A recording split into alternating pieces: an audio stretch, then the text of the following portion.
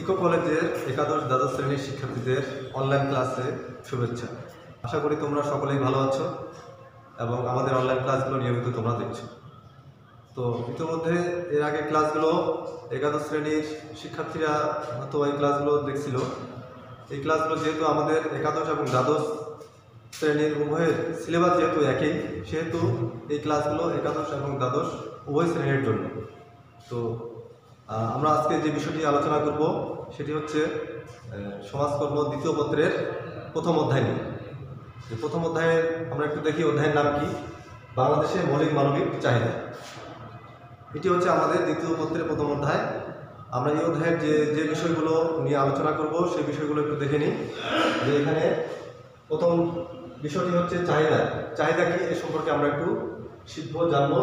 মৌলিক চাহিদা কাকে বলে, মানবিক চাহিদা কাকে বলে, মৌলমানবিক চাহিদা কাকে বলে এবং মৌলমানবিক চাহিদার বৈশিষ্ট্য, এই বিষয়গুলো নিয়ে আমরা একটু আলোচনা করব। তাহলে দেখা যাক, প্রথমটা আমরা কি বলছি যে চাহিদা কি। চাহিদা বলতে আমরা কি বুঝি? আমরা সাধারণত বুঝি যে কোনো কিছু পাওয়ার ইচ্ছা বা আকাঙ্ক্ষাকে চাহিদা বলে। আবার যদি আমরা অন্যভাবে বলি যে নিজের জীবন রক্ষার জন্য মানুষকে যেসব প্রয়োজন অবশ্যই পূরণ করতে হয় সেগুলোকে বলা হচ্ছে চাহিদা। আমাদের মানুষের চাহিদার শেষ নেই। একটি চাহিদা পূরণ হওয়ার সাথে সাথে আরও অনেক চাহিদা দেখা যায়। কাজেই আমাদের দৈনন্দিন জীবনে মানুষকে অনেক চাহিদা পূরণ করতে হয়, কিন্তু সব চাহিদাকে আবার মৌলমানবিক চাহিদা বলেন না। চাহিদা সংজ্ঞা দিতে গিয়ে রবার্ট এল বার্গার একটি সংজ্ঞা দিয়েছিলেন যে চাহিদা হলো সেসব দৈহিক, মানসিক, আর্থিক, সামাজিক, সাংস্কৃতিক প্রয়োজন যেগুলো মানুষের বেঁচে থাকা, কল্যাণ, বৃদ্ধি এবং বিকাশের জন্য অবশ্যই প্রয়োজন। তো মনীষী রবার্ট এল বার্গার তার সংজ্ঞায় বলেছিলেন যে চাহিদা হলো মানুষের সেসব দৈহিক, সামাজিক, আর্থিক প্রয়োজন, দৈহিক মানুষের বৃদ্ধি বিকাশের জন্য, মানুষের সামাজিকতা রক্ষার জন্য যে ধরনের চাহিদাগুলো পূরণ করতে হয় সবগুলো চাহিদাকে তিনি এখানে তার সংজ্ঞায় বুঝিয়েছেন। তো এরপরে আমাদের যে চাহিদা আছে, মৌলিক চাহিদা কি? বেসিক নেডস। মৌলিক চাহিদা হচ্ছে বেঁচে থাকার জন্য এবং দৈহিক বৃদ্ধি ও বিকাশের জন্য যে চাহিদাগুলো পূরণ করা মানব জীবনের জন্য অত্যাবশ্যক তাকে বলা হচ্ছে মৌলিক চাহিদা। যেমন খাদ্য এবং ঘুম, এগুলো হচ্ছে মৌলিক চাহিদা। যে এই চাহিদাগুলো পূরণ করা মানব জীবনের জন্য অত্যাবশ্যক। এই চাহিদার প্রধান বৈশিষ্ট্য হচ্ছে যে মানুষসহ অন্যান্য জীবন্ত প্রাণীর অস্তিত্ব রক্ষা এবং দৈহিক বৃদ্ধি ও বিকাশের জন্য এই চাহিদাটা পূরণ করা অবশ্যই প্রয়োজন। এই জন্য এটাকে বলা হচ্ছে মৌলিক চাহিদা। এই চাহিদার অপর নাম, আরেকটি নাম আছে যেটাকে বলা হচ্ছে জৈবিক চাহিদা। তাহলে আমরা বলছি কি যে বেঁচে থাকার জন্য এবং দৈহিক বৃদ্ধি ও বিকাশের জন্য যে চাহিদাগুলো পূরণ করা মানব জীবনের জন্য অত্যাবশ্যক তাকে বলা হচ্ছে মৌলিক চাহিদা। এখানে আমরা লিখে দিতে পারি যে বেঁচে থাকা,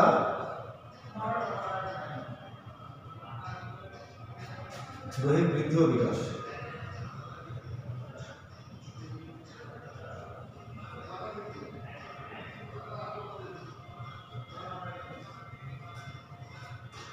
তাহলে মৌলিক চাহিদা হচ্ছে বেঁচে থাকা এবং দৈহিক বৃদ্ধি ও বিকাশের জন্য যে চাহিদাগুলো পূরণ করা মানব জীবনের জন্য অত্যাবশ্যক তাকে বলা হচ্ছে মৌলিক চাহিদা।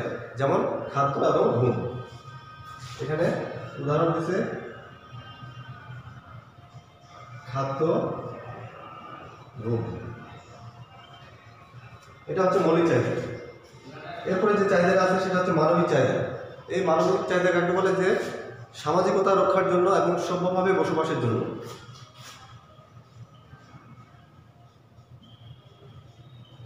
সামাজিকতা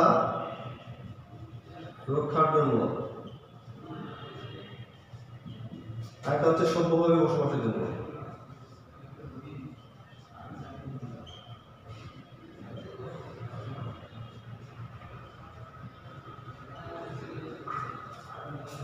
তাহলে সামাজিকতা রক্ষার জন্য এবং সভ্যভাবে বসবাসের জন্য যে চাহিদাগুলো পূরণ করা মানব জীবনের জন্য অত্যাবশ্যক তাকে বলা হচ্ছে মানবিক চাহিদা। এটা হচ্ছে শুধু মানুষের ক্ষেত্রে এই চাহিদাটা পূরণ করা অত্যাবশ্যক। অন্যান্য প্রাণীর ক্ষেত্রে এই চাহিদাগুলো পূরণ না করলেও চলে।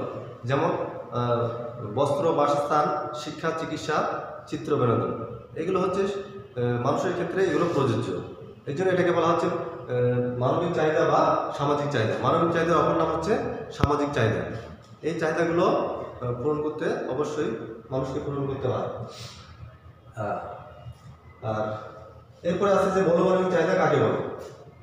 এখন হচ্ছে মৌলমানবিক চাহিদা হচ্ছে দুই ধরনের চাহিদার সমন্বয়ে গঠিত। একটা হচ্ছে মৌলিক চাহিদা আর অপরটি হচ্ছে মানবিক চাহিদা। এই দুটি চাহিদার সমন্বয় হচ্ছে মৌলমানবিক চাহিদা। তাহলে মৌলিক চাহিদা হচ্ছে বেঁচে থাকা এবং দৈহিক বৃদ্ধি বিকাশের জন্য যে চাহিদাগুলো পূরণ করা মানব জীবনের জন্য অত্যাবশ্যক, তাকে বলা হচ্ছে মৌলিক চাহিদা, যেমন খাদ্য, ঘুম। মানবিক চাহিদা হচ্ছে সামাজিকতা রক্ষা এবং সভ্যভাবে বসবাসের জন্য যে চাহিদাগুলো পূরণ করা মানব জীবনের জন্য অত্যাবশ্যক, তাকে বলা হচ্ছে সামাজিক চাহিদা। যেমন এখানে হচ্ছে বস্ত্র, বাসস্থান, শিক্ষা, চিকিৎসা, চিত্র, বিনোদন।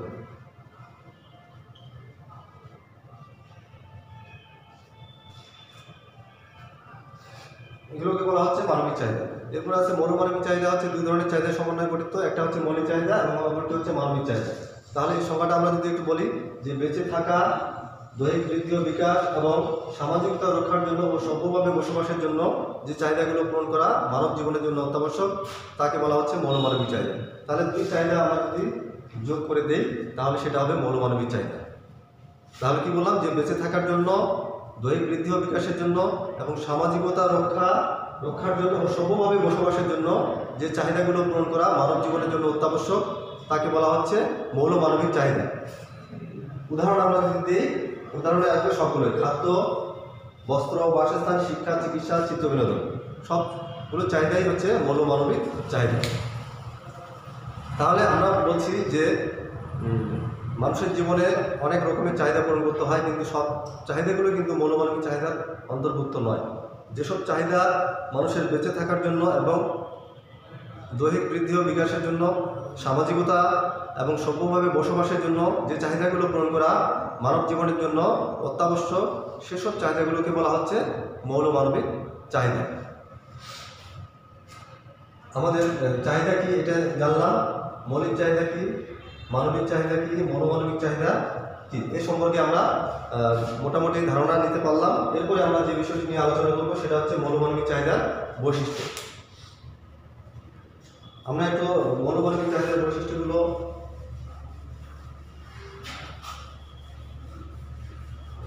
নিয়ে আলোচনা করব। প্রথম বৈশিষ্ট্য হচ্ছে এটা অপরিহার্য।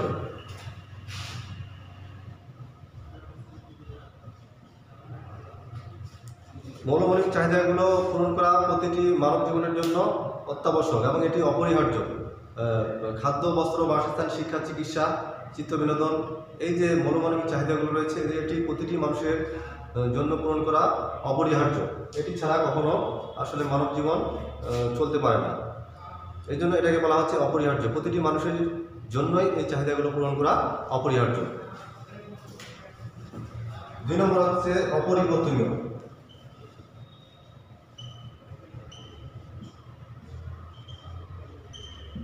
যা সহজে পরিবর্তন হয় না। মৌলমানবিক চাহিদাগুলো হচ্ছে অপরিবর্তনীয়, এটি সহজে পরিবর্তন হয় না। খাদ্য, বস্ত্র, বাসস্থান, শিক্ষা, চিকিৎসা, চিত্ত, বিনোদন, এগুলো হচ্ছে কি মৌলমানবিক চাহিদা। এগুলো হচ্ছে অপরিবর্তনীয়, এগুলো পরিবর্তন হয় না। খাদ্য খেতে হবে বেঁচে থাকার জন্য। খাদ্য, ঘুম, সামাজিকতা রক্ষার জন্য আমরা যে বস্ত্র পরিধান করি, বাসস্থান, নিরাপত্তার জন্য আমরা বাসস্থান ব্যবহার করি, শিক্ষা আমরা গ্রহণ করি, চিকিৎসা, চিত্ত, বিনোদন, এই চাহিদাগুলো পূরণ করা প্রতিটি মানুষের জন্য অত্যাবশ্যক। এগুলো কখনো পরিবর্তন হয় না, এটা অপরিবর্তনীয়। এই চাহিদাগুলো হচ্ছে অপরিবর্তনীয়। আদিম যুগে ওই চাহিদাগুলো ছিল, এখনও আছে এবং আগামীতেও এই চাহিদাগুলো মানব জীবনের জন্য থাকবে। এই জন্য এটাকে বলা হচ্ছে অপরিবর্তনীয়।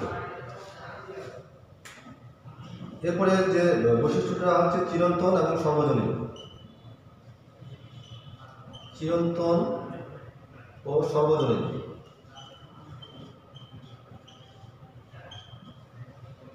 মনোমানবিক চাহিদাগুলো হচ্ছে চিরন্তন এবং সর্বজনীন। চিরন্তন কথার অর্থ হচ্ছে কি এবং সর্বজনীন। চিরন্তন সত্য, এগুলো প্রতিটি সমাজে প্রতিটি দেশে এই মনোমানবিক চাহিদাগুলো আছে এবং থাকবে। এই জন্য এটাকে বলে যে চিরন্তন। আদিম সমাজেও এই চাহিদাগুলো ছিল, এখনও আছে এবং আগামীতেও থাকবে এই চাহিদাগুলো। এই জন্য এই চাহিদাগুলো হচ্ছে মনোমানবিক চাহিদাগুলো হচ্ছে চিরন্তন। এবং সর্বজনীন বলতে সব সমাজে সব দেশ এবং রাষ্ট্রে এই চাহিদাগুলো বিরাজমান। এই জন্য মনোমানবিক চাহিদাগুলো হচ্ছে চিরন্তন ও সর্বজনীন। সকল মানুষের জন্য সকল ব্যক্তির জন্য এই চাহিদাগুলো পূরণ করা অপরিহার্য। এই জন্য মনোমানবিক চাহিদার আরেকটি অন্যতম বৈশিষ্ট্য হচ্ছে এই চাহিদাগুলো হতে হবে সর্বজনীন এবং চিরন্তন। এরপরে আরেকটি বৈশিষ্ট্য হচ্ছে যে কোনো পন্থা অবলম্বন।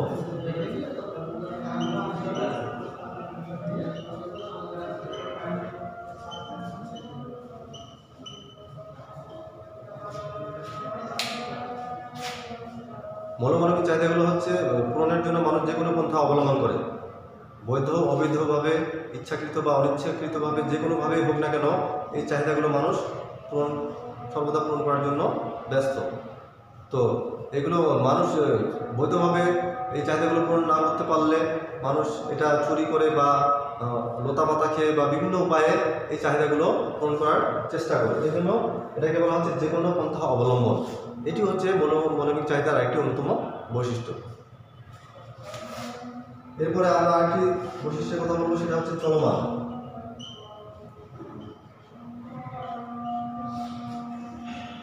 মনোমানবিক চাহিদার আরেকটি অন্যতম বৈশিষ্ট্য হচ্ছে এটি হচ্ছে চলমান একটা প্রক্রিয়া। এটা আদিম সমাজে ছিল, আদিম সমাজ থেকে এই চাহিদাগুলো আসছে, এখনও আছে এই চাহিদাগুলো এবং আগামীতেও থাকবে। অর্থাৎ একটা শিশুর জন্মের পর থেকে মৃত্যু পর্যন্ত এই চাহিদাগুলো পূরণ হতে থাকবে।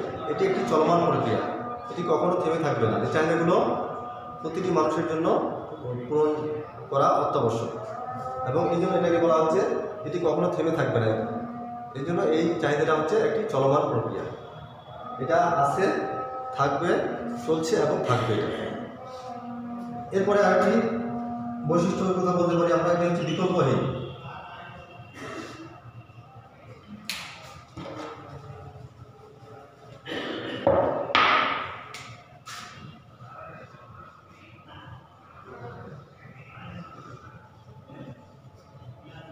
বিকল্পহীন, এই মনোমানবিক চাহিদার এর কোনো বিকল্প নেই। এই জন্য এটাকে বলা হচ্ছে বিকল্পহীন। যে খাদ্যের বিকল্প অন্য কিছু দিয়ে এই চাহিদাটা পূরণ করা সম্ভব না, তাই এই চাহিদাগুলোকে বলা হচ্ছে বিকল্পহীন। বস্ত্র, বাসস্থান, শিক্ষা, এগুলো প্রতিটিরই হচ্ছে বিকল্পহীন। এই চাহিদাগুলো বাদ দিয়ে আমরা কিন্তু আমাদের যে বেসিক নিডসগুলো এগুলো আমরা পূরণ করতে পারবো না। এই জন্য মনোমানবিক চাহিদাগুলো হচ্ছে বিকল্পহীন, এর কোনো বিকল্প হয় না। খাদ্যের যেমন বিকল্প হয় না, বস্ত্রের বিকল্প হয় না, বাসস্থান, শিক্ষা, চিকিৎসা, প্রতিটি মনোমানবিক চাহিদা এর কোনো বিকল্প নেই। এই জন্য এটাকে বলা হচ্ছে বিকল্পহীন। তাহলে এই যে বৈশিষ্ট্যগুলো, এই বৈশিষ্ট্যগুলো থেকে আমরা বুঝতে পারছি যে মনোমানবিক চাহিদা কি, যে চাহিদাগুলো হচ্ছে বেঁচে থাকার জন্য, দৈহিক বৃদ্ধি ও বিকাশের জন্য, সামাজিকতা রক্ষার জন্য, সভ্যভাবে বসবাসের জন্য এই চাহিদাগুলো মানব জীবনের জন্য পূরণ করা অত্যাবশ্যক। এই জন্য এই চাহিদাগুলোকে বলা হচ্ছে মৌলমানবিক চাহিদা। খাদ্য, বস্ত্র, বাসস্থান, শিক্ষা, চিকিৎসা, চিত্তবিনোদন। আমরা এরপরে যে মৌলমানবিক চাহিদা কয়টি, এখানে আমাদের আরেকটি প্রশ্ন হচ্ছে মৌলমানবিক চাহিদা কয়টি। মৌলমানবিক চাহিদা হচ্ছে 6টি। এটি বলেছেন সমাজবিজ্ঞানী চার্লস টলে।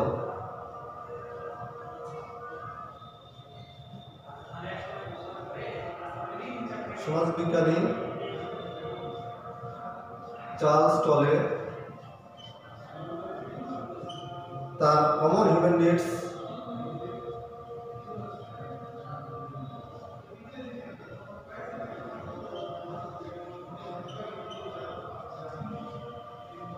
সমাজবিজ্ঞানী চার্লস টলে তার কমন হিউম্যান নিডস গ্রন্থে 6টি মৌলমানবিক চাহিদার কথা বলেছে।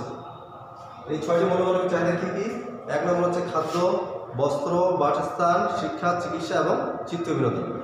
এই 6টি হচ্ছে মৌলমানবিক চাহিদা সমাজবিজ্ঞানী চার্লস টলে এর মধ্যে তার কমন হিউম্যান নিডস গ্রন্থে 6টি মৌলমানবিক চাহিদার কথা বলেছেন। বাংলাদেশ সংবিধানের 15 নম্বর অনুচ্ছেদে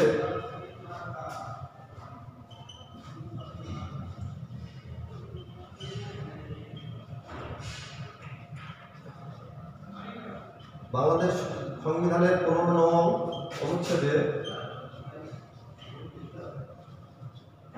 7টি মৌলমানবিক চাহিদার কথা বলা হয়েছে। 7টি মৌলমানবিক চাহিদার কথা বলা হয়েছে। সর্বশেষ যে মৌলমানবিক চাহিদা সেটি হচ্ছে সামাজিক নিরাপত্তা। এটি হচ্ছে 7 নম্বর, সামাজিক নিরাপত্তা।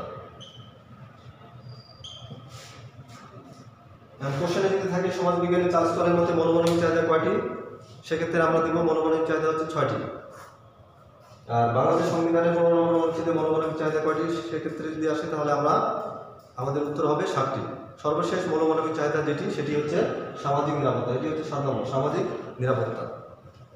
এই সামাজিক নিরাপত্তাটা কি? সমাজের যারা দুস্থ, অসহায় অসচ্ছল মানুষ আছে, যারা বিভিন্ন প্রতিবন্ধকতার কারণে নিজেকে এবং তার পরিবারকে, সমাজকে রক্ষা করতে পারে না, সরকার প্রদত্ত তাদের জন্য যে ব্যবস্থা গ্রহণ করা হয় সেটা হচ্ছে সামাজিক নিরাপত্তা কর্মসূচি বা সামাজিক নিরাপত্তা। এই সর্বশেষ যে মৌলমানবিক চাহিদাটা এটি হচ্ছে বাংলাদেশ সংবিধানের 15 নম্বর অনুচ্ছেদে এটি সংযুক্ত হয়েছে। তো বৃদ্ধদের জন্য বৃদ্ধ ভাতা, বয়স্ক ভাতা বলা হয়, প্রতিবন্ধীদের জন্য প্রতিবন্ধী ভাতা, অর্থাৎ যে সমস্ত ব্যক্তি বিভিন্ন প্রতিবন্ধকতার কারণে সে যেমন নিজেকে রক্ষা করতে পারে না, পাশাপাশি তার পরিবারকে রক্ষা করতে অক্ষম, এরকম ব্যক্তিদের সরকার প্রদত্ত যে কর্মসূচি গ্রহণ করা হয়েছে সেটাকে বলা হচ্ছে সামাজিক নিরাপত্তা। এই কর্মসূচির মাধ্যমে আমাদের দুস্থ, অসহায়, অক্ষম, বৃদ্ধ এরকম ব্যক্তিদের এই সামাজিক নিরাপত্তা কর্মসূচির মাধ্যমে তাদেরকে সমাজের সুরক্ষার ব্যবস্থা করা হয়েছে। তো প্রিয় শিক্ষার্থীরা, আমাদের এই পর্যন্ত আজকের আলোচনা বাংলাদেশের মৌলমানবিক চাহিদা বৈশিষ্ট্য। আমরা আগামী ক্লাসে মৌলমানবিক চাহিদাগুলোর সংক্ষিপ্ত বিবরণ এবং এই বিষয়গুলো নিয়ে আলোচনা করব। তোমরা সকলে ভালো থাকো, সুস্থ থাকো। আল্লাহ হাফেজ।